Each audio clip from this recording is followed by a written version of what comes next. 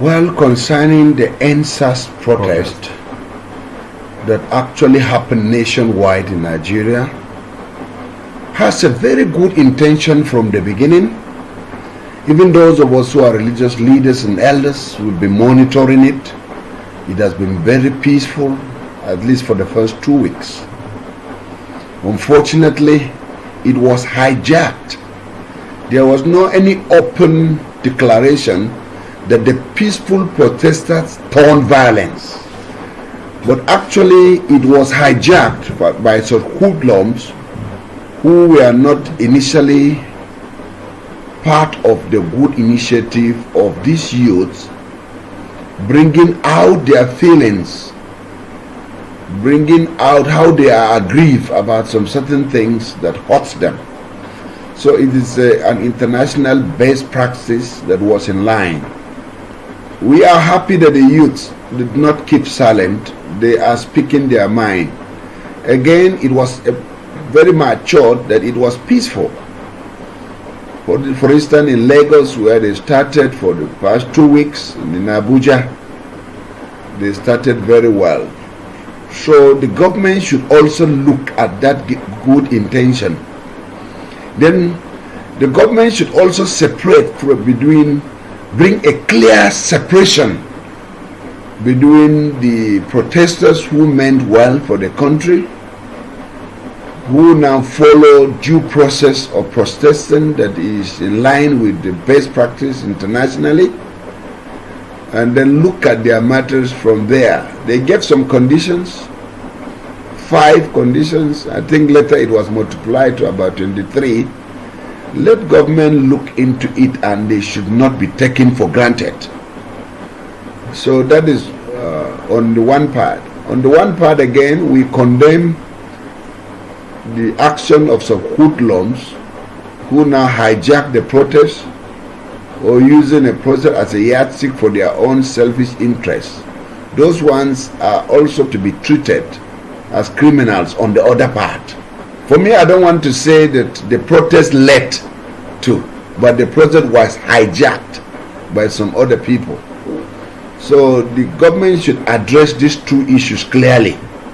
The issue of criminality in the nation and the issue of neglect on the other part of the youth about their grievances.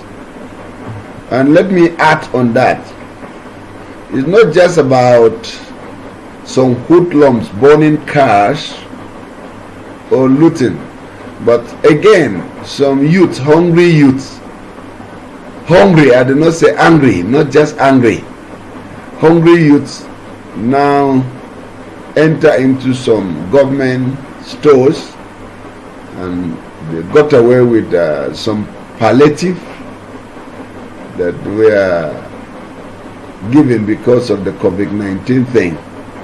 Again, some went ahead to even carry some foods that was there by NEMA for emergency situation. So, but we can now see that there's an emergency of hunger and starvation on the land.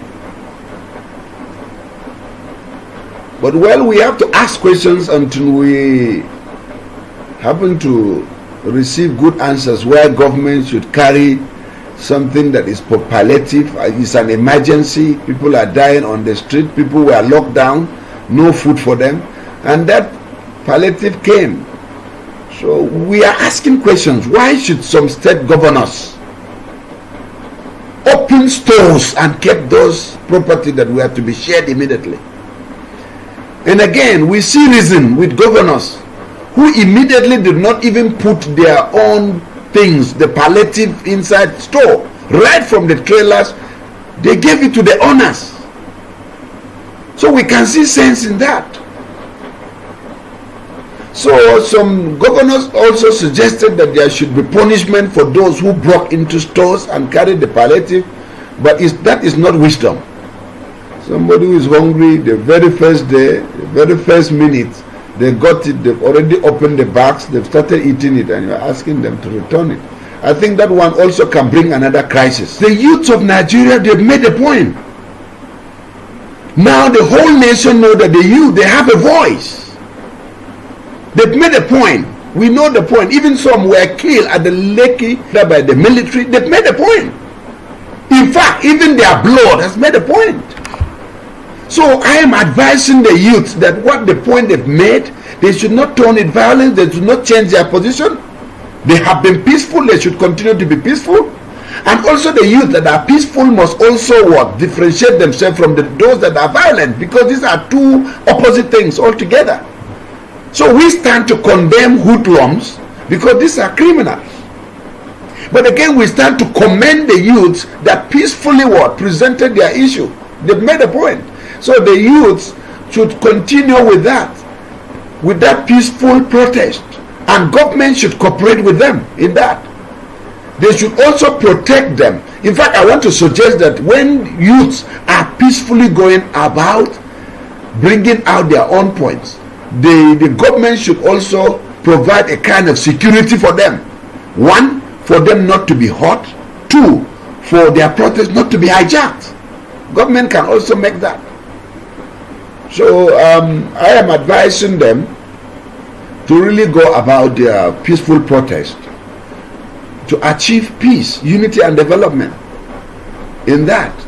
So let government look at their grievances, let them look at their complaints, even as they itemize them from number 1 to 23.